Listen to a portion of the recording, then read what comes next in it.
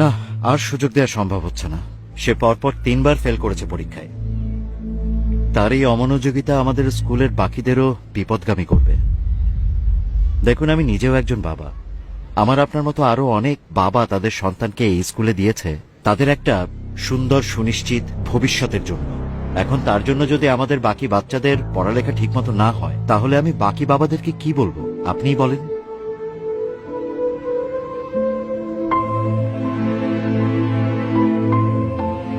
Sir, শেষবার, আর একটা বার, মানে এরপর যদিও খারাপ করে আমি নিজে ওকে স্কুল থেকে নিয়ে চলে যাব।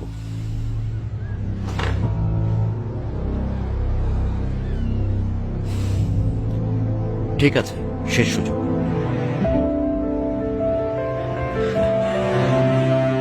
Thank you sir.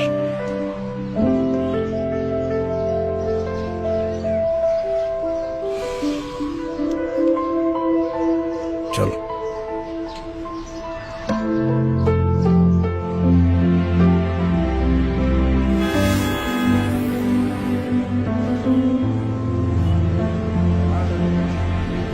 আমাদের দেশে গড়ে প্রতিদিন কতজন সন্তান জন্ম নেয় জানিস? প্রায় 9,500। আর প্রতিটা সন্তানের সঙ্গে জন্ম নেয় একজন বাবার স্বপ্ন।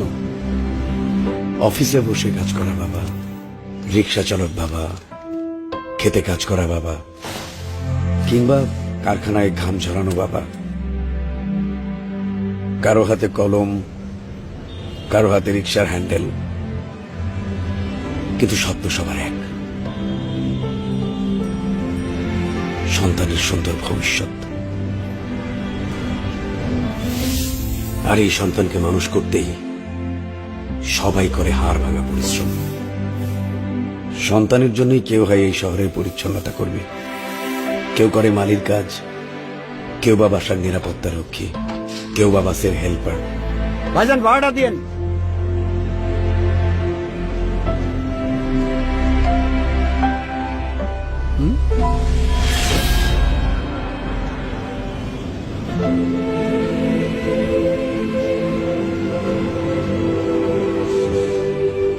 পার্বত্য চট্টগ্রামে যখন ছিলাম, অপারেশন দাবানলে শান্তি বাহিনীর গুলিতে ডান হাতটা হারিয়েছিলাম।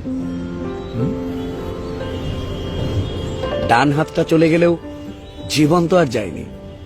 জীবনটা চলে গেলে এই স্বপ্নটাকে তো আর বড় করতে পারতাম না। না ভাইজান, আপনারতে ভাড়া লমুন আমি। আপনারা হইলেন এই দেশের রক্ষক। বন্যা, ঘূর্ণিঝড়, অগ্নিকাণ্ড সব জায়গায় সবার আগে আপনাদেরকেই পাশে পাই। আজকে যদি এই দেশের সেনাবাহিনী না থাকতো, এই দেশটার যে কি অবস্থা হইতো আল্লাহই জানে। ভাইজান, আপনার মতো আমার একটা পোলা আছে, ওর লেগে একটু দোয়া করেন।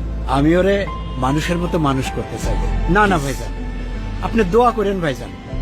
আপনারা আমগো দেশের গর্ব। তোকে যখন স্কুলে ভর্তি করাই, তখন তোর দাদু মৃত্যুর সঙ্গে লড়ছিল। মাস শেষে যে করে টাকা থাকতো, সংসারের খরচ, তোর দাদুর চিকিৎসার টাকা, তারপরও বুক ভরা স্বপ্ন নিয়ে তোকে স্কুলে দিয়েছিল।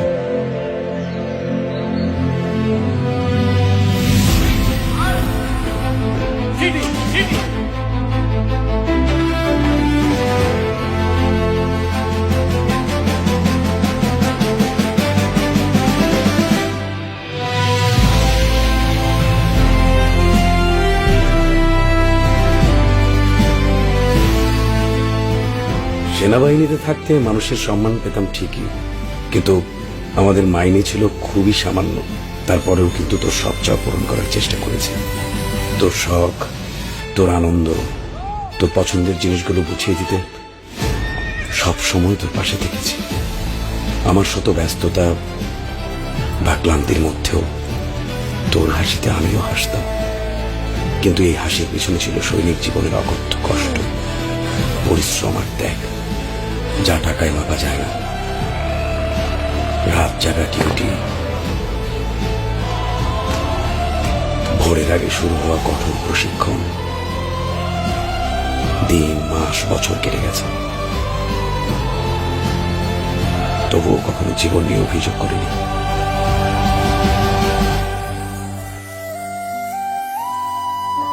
কারণ আমার দুইটা প্রেরণা ছিল, তোকে নিয়ে আমার স্বপ্ন আর দেশের প্রতি ভালোবাসা।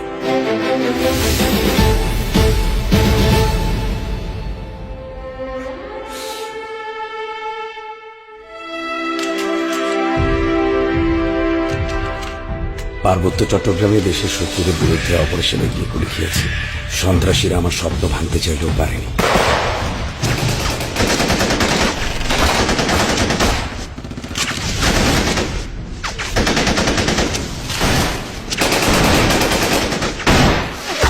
তবে ইউনিফর্মটা ছাড়তে হয়েছে।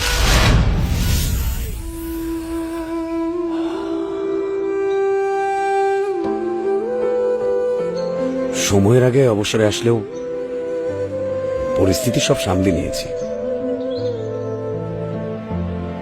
সংসারের খরচ, বাজারঘাট, তোর দাদুর চিকিৎসার টাকা, তারপরেও তোর স্কুলের ফি দিতে কখনো দেরি করিনি। সন্তানের জন্য নিজেদের চাওয়াটাকে বিসর্জন দেওয়াটাই বাবাদের ধর্ম।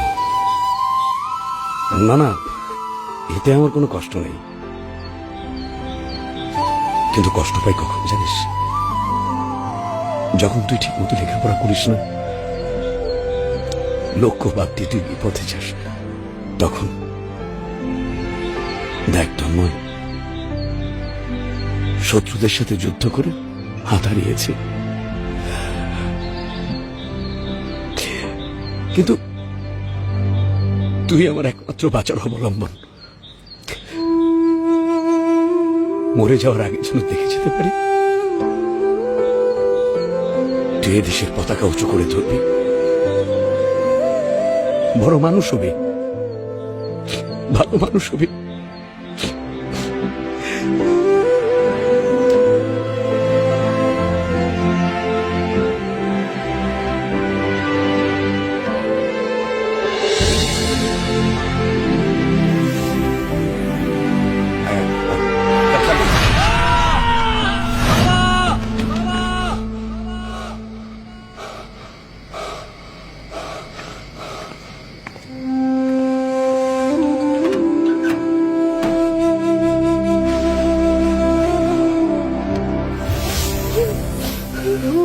কি কি হয়েছে পাগল?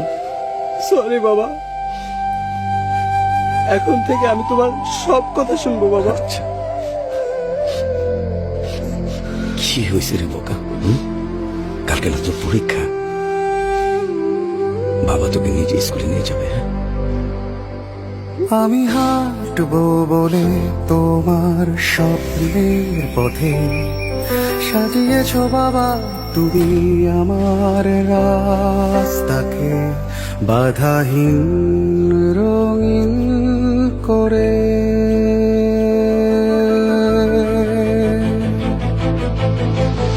অবহেলা নয় আর কখনো বাবা, শপথ নতুন ভরে তোমার নির্ঘুম রাতের দেনায় কিনবো স্বপ্ন যত তোমার এই শহরে।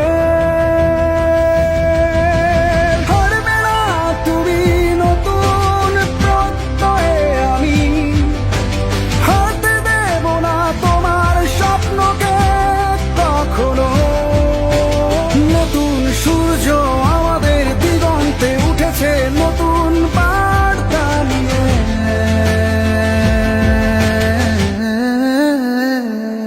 চলো ফিরি ফিরে আসি স্বপ্নের পথে।